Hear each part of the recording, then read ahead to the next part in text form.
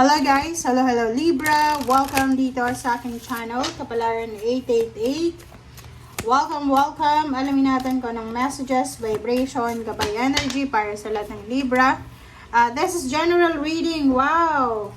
Libra, from week May 19 to 25. Congratulations sa'yo Libra ha, kasi ang ganda ng baraha mo. Okay, new home and yes card. Wow, congratulations. So, yung first card natin, Libra, dito, sinasabi na you are moving in. Okay, moving is a step in the right direction for you. So, you are maybe moving into your new home, new house. Yung new home na to, maybe new relationship, physical na bahay, or physical na relocation or travel. Or maybe meron ditong new member ng family, celebration, basta bagong source of happiness, source of contentment and happiness. Okay? Okay, next card natin is yes card. Sinasabi ng barahan na your intuition is correct. Take action accordingly. 'Di ba? So, ang intuition mo daw ay tama. So, take action depende sa intuition natin. Okay?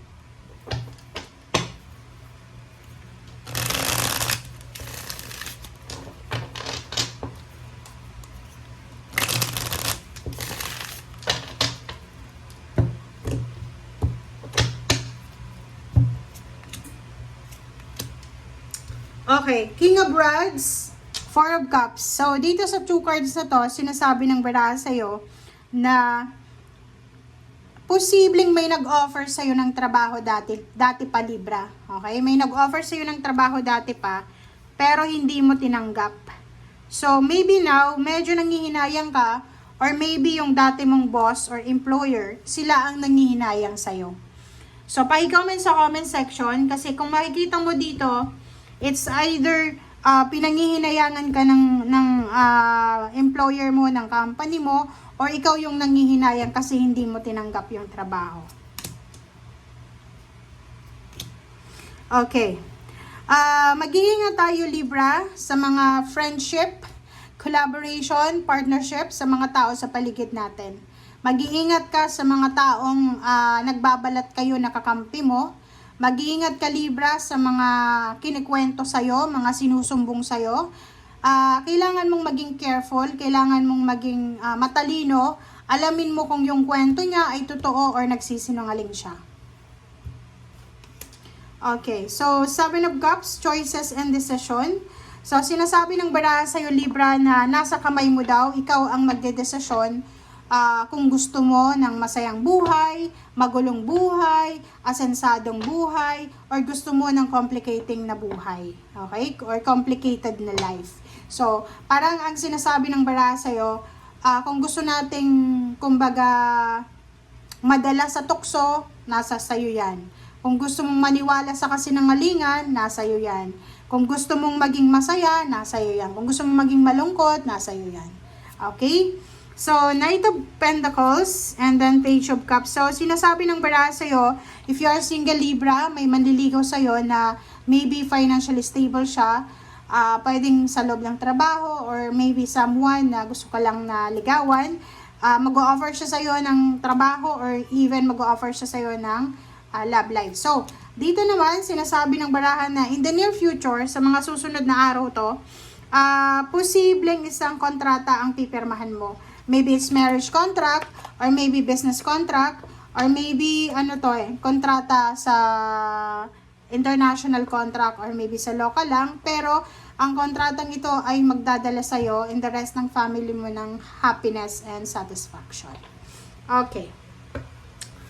Okay, so for Broads, this is your home, diba? New home. So, maybe may magpaparenovate na Libra, mayroong magpapatayo ng bahay, may wedding anniversaries, wedding, birthdays, new members ng family, new plans, new goals, stability, pwedeng may mga utang na posibleng mabayaran na, mayroong source of income na parating, or maybe new source of income.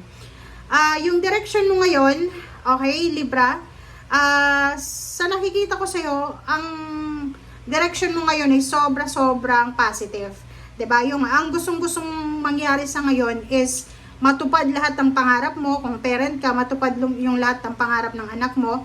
And nakikita ko sa iyo dito na yung minamanifest mo na happiness, celebration, peace and harmony ay naandyan na sa iyo. 'Di ba? Financial siya. So, siguro kung dati marami kang pinoproblema financially, ngayon, nandito na yung Nine of Pentacles. Sinasabi ng Nine of Pentacles dito na may mga financial wishes ka na posibleng matupad siya. It's because masipag ka or yun na nga, nagbago na yung mindset mo regarding money or financial. Seven of Swords, ingat-ingat ka lang kasi yun, masaya yung pamilya mo eh. Sobrang saya ng pamilya mo. And merong like maybe ano mo yan, in-laws or hindi mo siya kadugo. May isang taong hindi mo kadugo na pwedeng siya yung pampagulo sa pamilya. Masyadong insecure ang taong to. It's either Virgo siya, it's either Gemini or Capricorn or Scorpio. Napaka insecure ng taong ito. Ayaw niyang masapawan. Gusto niya siya yung number one. Gusto niya siya yung nasa center. Kung anong nakikita niya sa iba, gagayahin niya kahit wala siyang panggaya. 'Di ba? So, ingat-ingat ka sa taong yan kasi ang taong yan ay siya yung pwedeng maging dahilan para masira ang pamilya mo. Like for example, ang taong ito ay halimbawa asawa ng anak mo or asawa ng apo mo. Sobrang materialistic niya. Lahat ng gusto niya, nakita niya na material na bagay gusto niyang bilhin. Ang problema, pwedeng unemployed siya. So, pwedeng ikaw, or even yung asawa nito na apo mo or anak mo, pwedeng gumawa siya ng illegal or gumawa siya ng trabaho na hindi naangkop sa legal na paraan kasi dahil sa taong ito. Dahil masyadong materialistic siya, lahat ng nakikita niya, gagayahin niya. Like for example, kapatid niya merong bagong motor, bagong tricycle, gagayahin niya kahit wala siyang pera. Hihingi siya ng tulong doon sa mga taong tumutulong sa kanya, and then ibabackstab niya ulit yung taong yun na tumulong sa kanya, 'di ba? So, napaka-worst ng energy na ito eh. Ito yung pinaka-hate kong energy sa lahat ng tarot. Kasi ito, balat kayo to eh. Yung pagkaharap mo to, mabait siya. 'Di ba? Mahilig din to magkwento ng halimbawa, so pupurihin ka niya, pero pag talikod mo, 'di ba? Masama na yung sasabihin niya sa'yo. So, mag-iingat ka.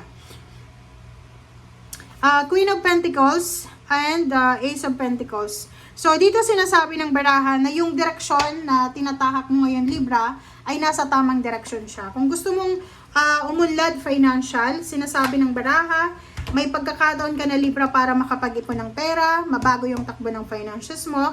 And nakikita ko sa'yo dito na yung pera na hahawakan mo, if magiging wise ka dyan sa paghawak na yan, possible talaga na lumago yan or maging malaki.